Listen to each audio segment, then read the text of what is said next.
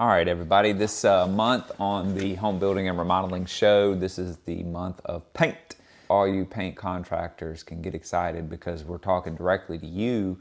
My thoughts segments are going to be on my experience in the industry with paint, and it's after doing this for a while, you kind of figure out paint is one of the more sensitive trades as far as it's so visual. And you'll hear me and Zach Carpenter, the owner of Cyclops Painting, talking about how sensitive paint is and how if you don't get it right, especially at the end when you're doing punch out, and usually paint is the last thing, but it is the biggest thing. Paint is on all aspects of every remodel we've ever done. It is a part of it, and it is one of the most crucial and important parts because paint can help compensate for errors in other ways, and you contractors know what I'm talking about. There's a saying about paint making a carpenter what he ain't, and different things like that that we joke about in the industry. But truth be told, this is absolutely one of the most crucial steps to get right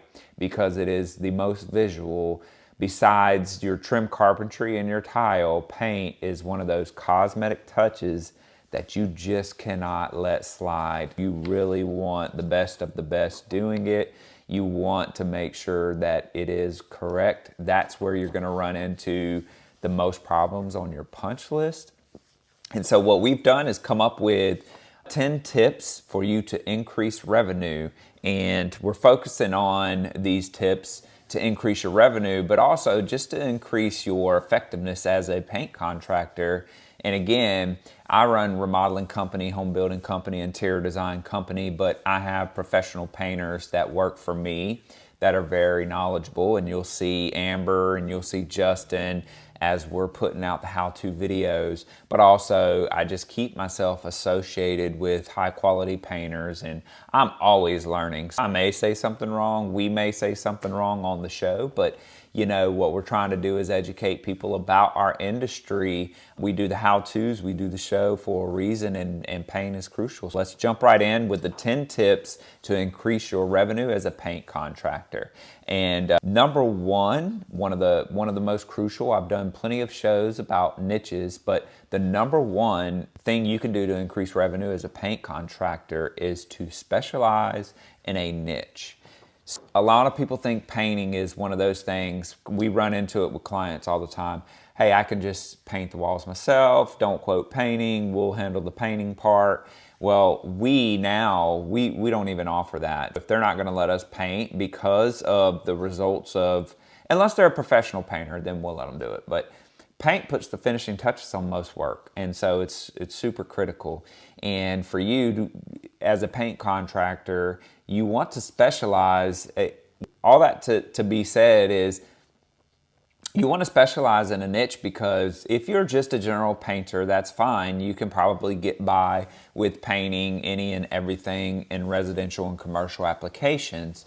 But the education piece in painting is so critical. And also, there are just going to be things that you're better at that once you start to paint those things and figure out, I like this, I enjoy it, I'm more passionate about this specific niche, then you're going to do a better job, and then you're going to become known for doing that specific type of work. And your referrals and leads and people calling you, honestly, is going to be endless, because once you're known for something, then you can definitely make your way in our industry. Identify things, so markets, right? There's specialty markets, there's residential, there's commercial, industrial. So all of those require different level of knowledge and different level of coding, different level of application, different things like that.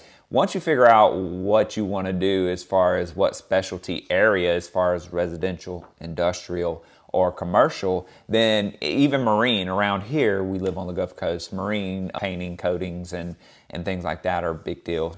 People probably pay a lot of money to get their boats updated and painted. And so anyway, once you figure out what it is you're going to do, you want to focus on that area, and specialization can lead to higher rates of return. And not only that, but one of the One of the things that I've listed a few things here, and there's just way more in paint specialization, but I'll go over some of the specialties that I know around here people specialize in and they make good money. Just focusing on things first as a paint contractor, you need to figure out, is it just going to be you? If you're focusing on just being an individual doing paint projects, this first specialization is pretty specific, and you can do it alone, and that is painting exterior doors.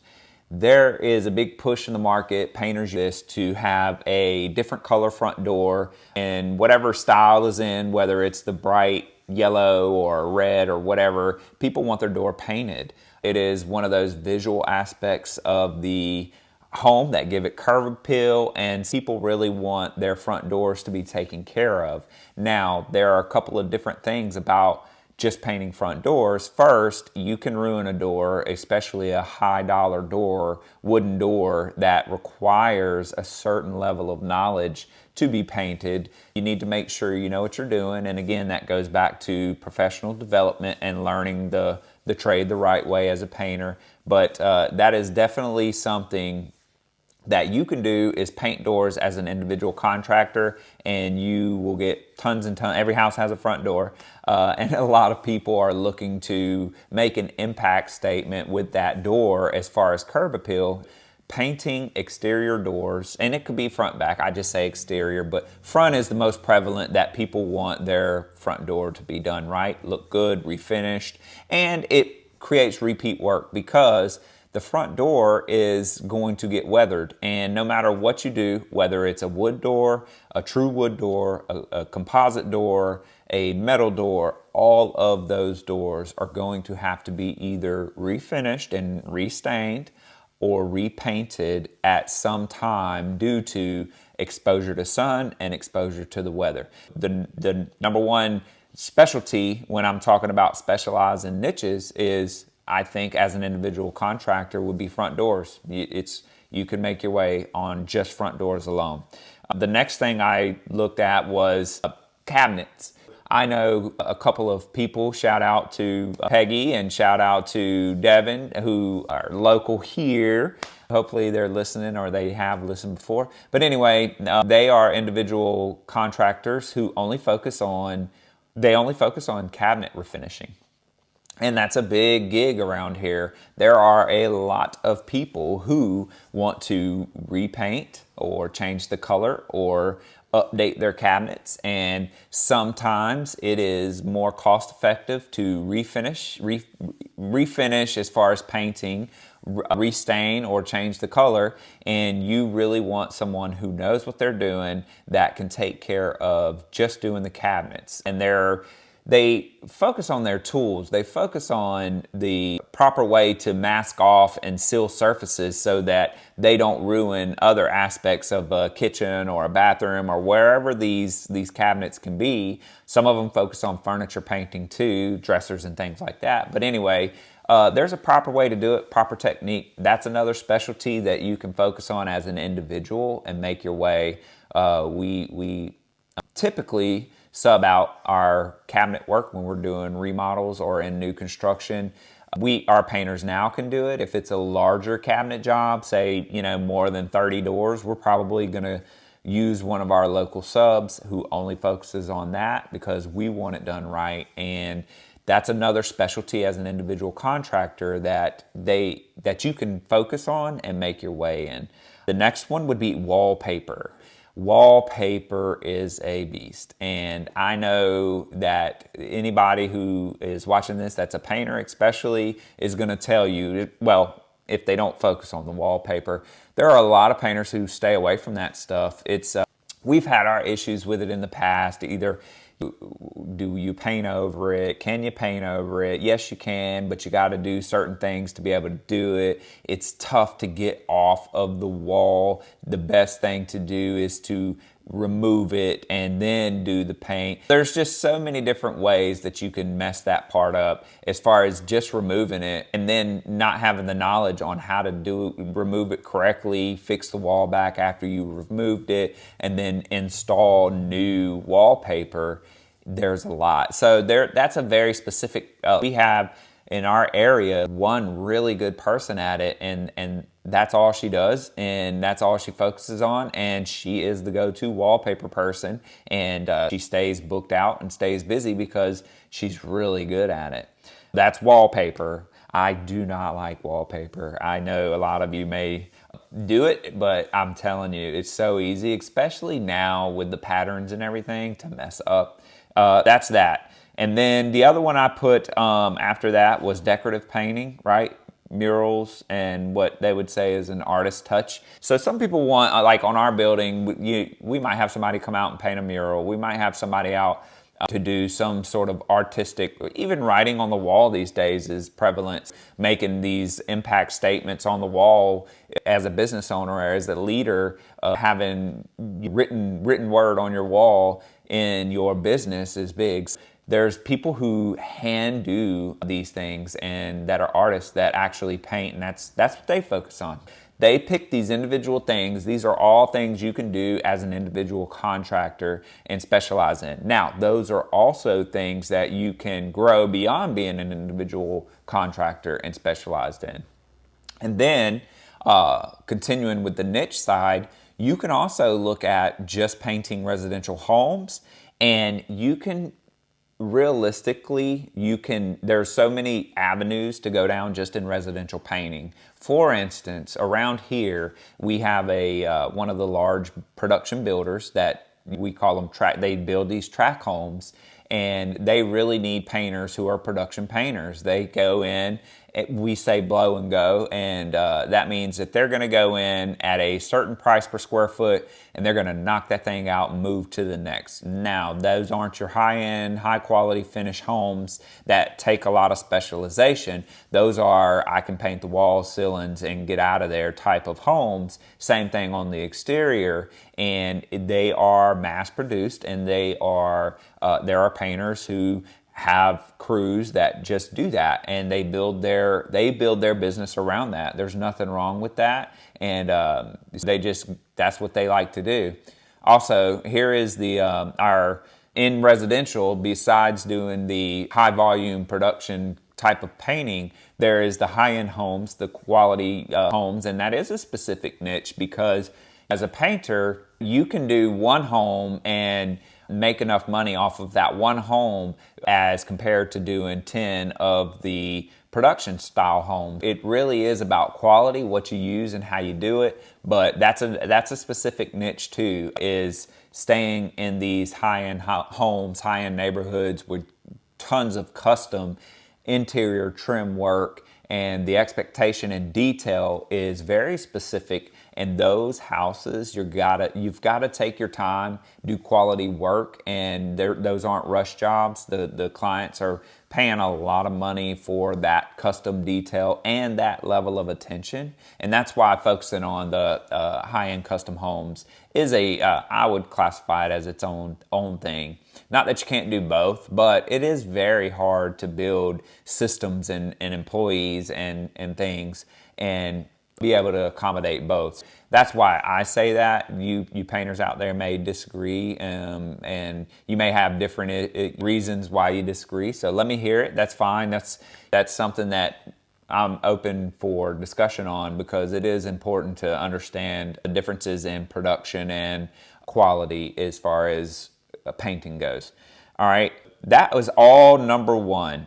Oh, and I don't want to leave this off, but brick painting, German smear. That is a specialty in itself, and some people, I know, again, there's a local guy here, that's all he really does is that whitewash, that German smear, that mortar wash, the lime wash, whatever you want to call it here.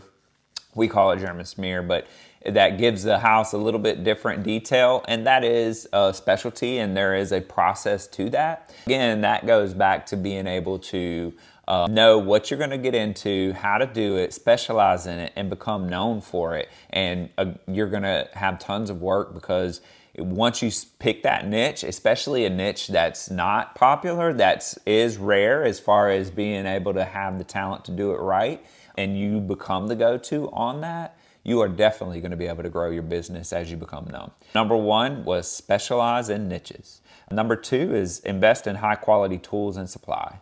I could go on and on about investing in high quality tools and supplies and how that impacts you as a contractor and how that increases your revenue, because tools, every it seems like every week they are coming out, these tool manufacturers are coming out with better tools, higher end tools, tools that help produce faster results and with less labor intensive, things like these sprayers and the different types of paints that you can do on site. You don't have to take every door off. You can do it right there in the kitchen. You just have to mask up properly. But being able to, at first you may not be able to afford some of those higher end tools, but as you grow and as you get money and as you get more work, investing in your tools is critical, because you want to, the output that you can perform with higher end tools is just different. The results are better. I know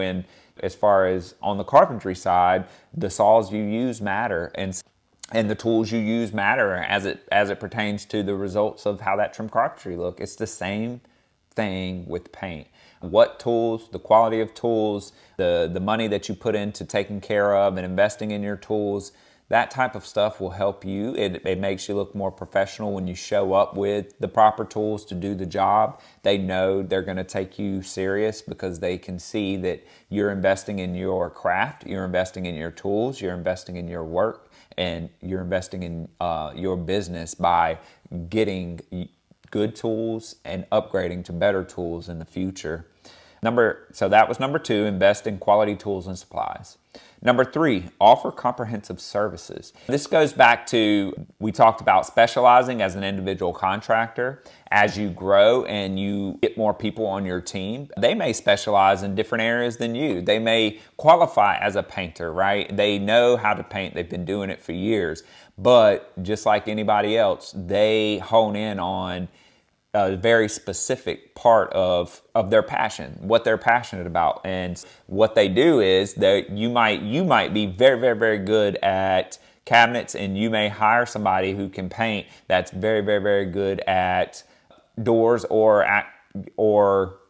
very good at residential painting. Now you got residential painting people, and you've got cabinets, so you're offering both. And then once you move past that, you may have somebody who knows how to do a little bit of drywall. Now, I wouldn't say go and become a massive drywall company, but patches and repairs are something that a painter can make their way on and gain a little bit of work by doing that. And, so if you're doing the patch, repair, the paint, and then you're doing the cabinets, now you're just continuing to add to your portfolio and offering more service. Another one is kind of making sure that you have other things such as pressure washing. Before you paint an exterior, a lot of people need to get their houses pressure washed, get the dust, dirt, and all that off. But again, you can ruin somebody's house. We had an instance with a log cabin back in the day that I had to get our paint rep out and take a look at because we were pressure washing and it was fuzzing up and the wood was. So there's a specialty there. As far as there are certain companies that just pressure wash. And as you gain knowledge and as you are looking to increase your portfolio of work, pressure washing may be something that you go down the road of. And so now you're pressure washing, you're doing drywall repair, and you're painting, and you're doing cabinets. So that's the number 3, is offering those comprehensive services. Number 4 is build Number 4 is build a strong online presence. So that right there is prevalent in the beginning, and as you grow that presence. So what we've done, and the reason that we've been successful in what we've done so far in our companies, is because we are on social media. We show before and afters. We show in work. We take videos. We do reels. We have a website. We made sure that we have a Google My Business listing. So when people look and do it, what I do is I duplicate across platforms. So if I create a video or before and afters, I'm showing it on Facebook, Instagram, TikTok, YouTube, all of it all together. And usually I just copy and paste the video into all of those. And then I copy and paste the actual write-up as well. So it's not as hard as some people think to have an online presence. Google My Business is definitely one. You want to make sure that you have a Google page. So when people Google, or painting contractors, they're going to see you pop up on there. And so make sure that you have a strong online presence. If you can't afford to do a website, I did mine on my own. I just figured out and learned how to do it. If you don't have a website, that's okay. Then, at least at a minimum, it's free to do the Google business page. Do the Google business page. If you don't like social media, that's okay, but do it for your business. I can't recommend it strong enough. So number 4, build a strong online presence and be committed to making sure that you sustain that online presence as you go so people can see that you are continuing to do work. Here's the before and afters. You're out there and it's easy for them to access and see what you do and also to contact you. Number 5, implement an effective referral program. So how do you do that? Well, what is a referral program and how is it effective? So for instance, if you are let's just say a painter and you paint for a contractor and the contractor may be doing a ton of work, well, give them a referral, give them a percentage. Say, hey, listen, if you're going to give me work for the entire year for me and my team or just for me, then I will make sure that I give you a percentage of that work. So if they're constantly referring business to you, right, and they're a good source that's your advertising and marketing. So it does not hurt to say, hey, I'll give you a $100 referral fee or make it up, but that helps the relationship too. And just make sure that you're taking care of your referral source, and then also they're taking care of you.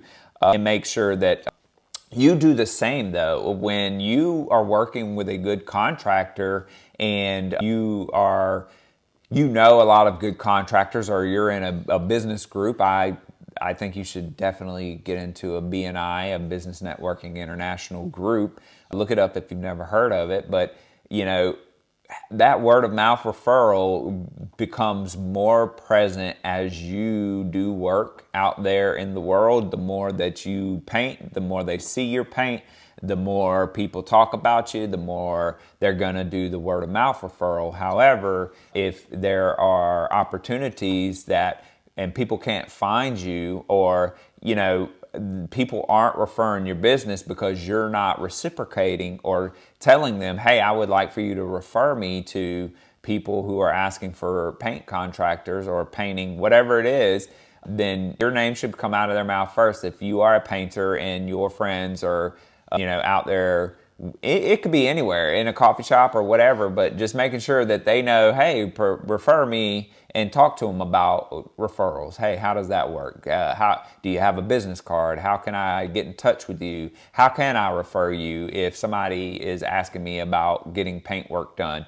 Make sure they know, and build a strong referral program. Make sure that you're part of a business group. Make sure that you are referring other people, and that just helps, again, take your business to the next level. Okay, and then number 6, keep your site pristine. I can go on and on and on about how important it is. The first job that you do could be your last job if you ruin someone's home, if you do not keep the site clean. This stuff costs so much time and money, and I would say, and I hear it all the time from our painters that, 80% of their time is spent on prepping the site and doing the preparation work that it takes. And that's making sure it's not dirty, masking off, making sure surfaces are covered, making sure drop cloths are down, making sure there are runners put where you're going to be walking in and out, making sure that the ventilation is sealed off. There's just so many different things that you need to do to ensure that your site is clean. And then after the fact, even using the different chemicals to clean up if you do have a spill, and how is that chemical. So we've had issues where, you know, even though everything was masked off, taped off, covered up to the best of our ability, you know, some sort of overspray or something gets on another surface.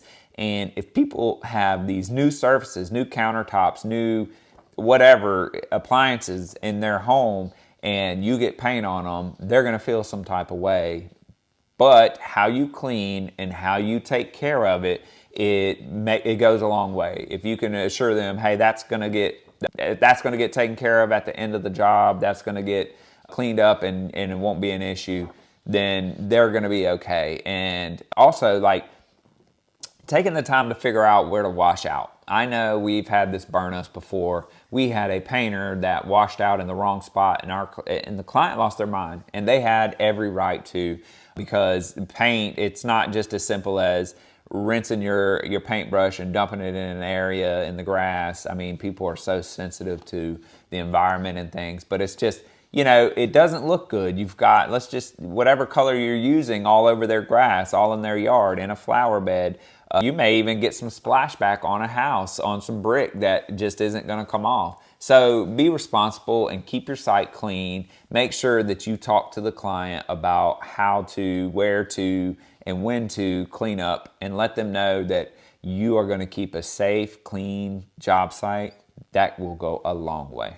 Number 7, focus on customer service. That to me is self-explanatory. Everything you should do should be client-centered, client-focused, and making sure that you answer their calls, you meet their needs, you have some sort of warranty, that if there's a callback that you're taking care of them. So I am not going to spend a huge amount of time on the customer service side. Those are that is a very general, easy thing to do, is make sure that you do what you say you're going to do, be a trustworthy contractor, make sure that you handle any accounting properly and show up on time and do what you say you're going to do with the client.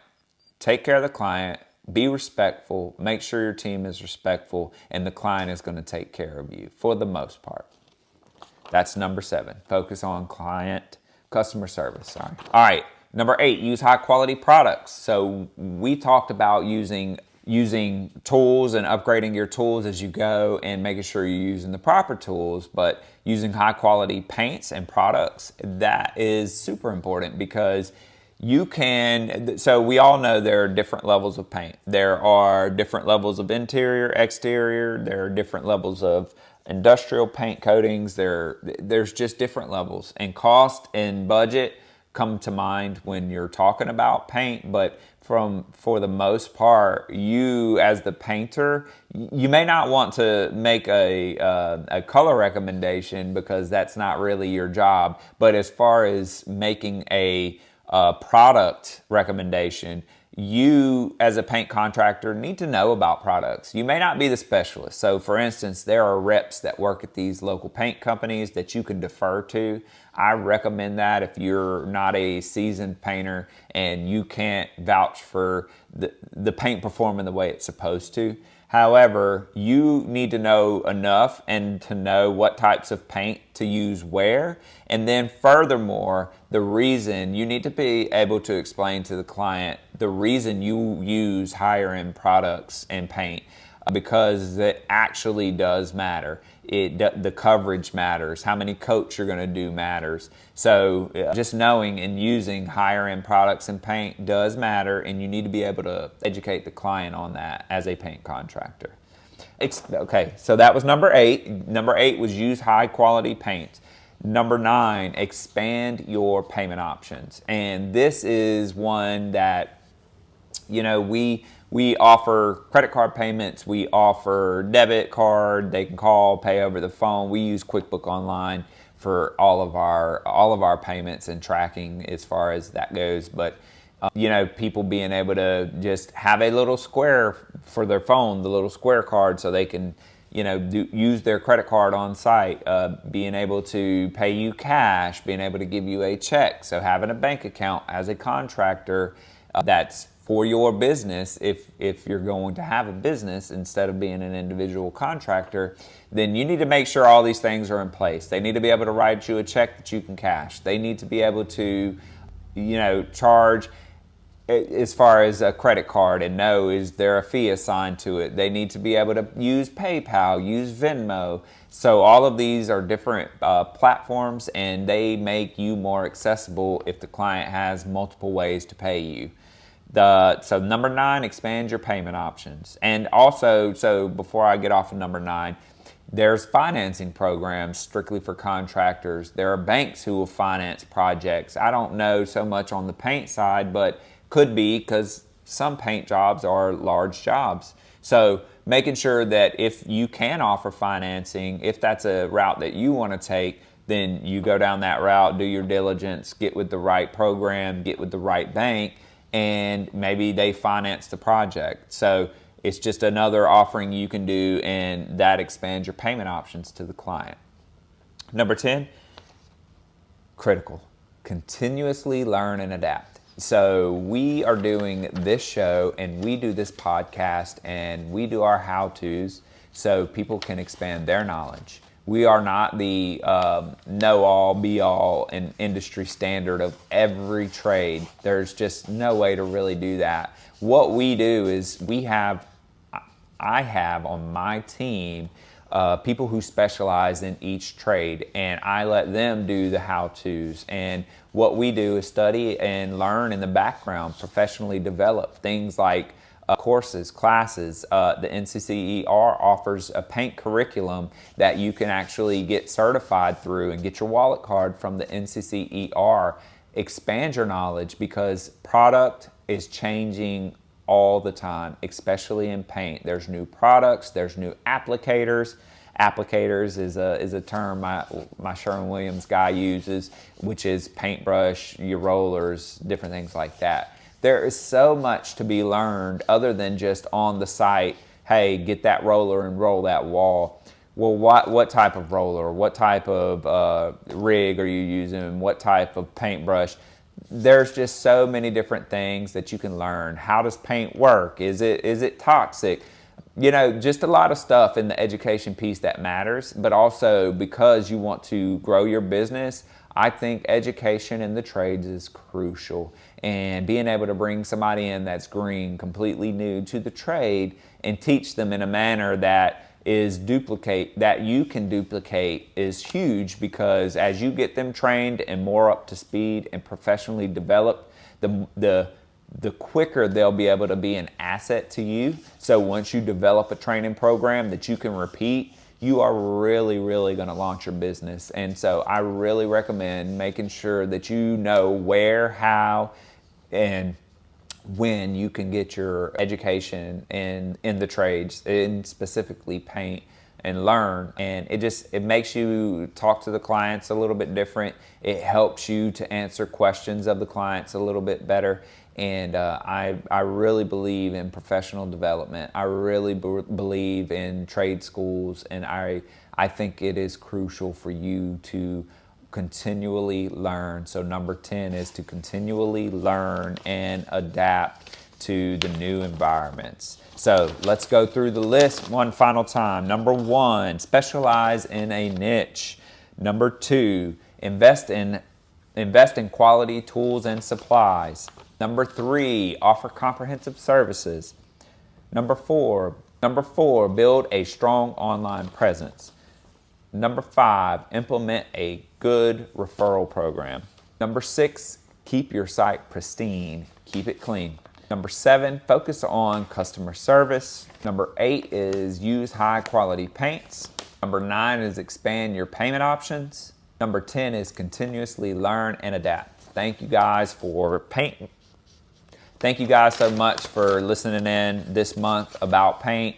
My thoughts, listening to our guests, listening to the designers. We appreciate you so much, and the month of May will be tile month. We look forward to it, and until next time.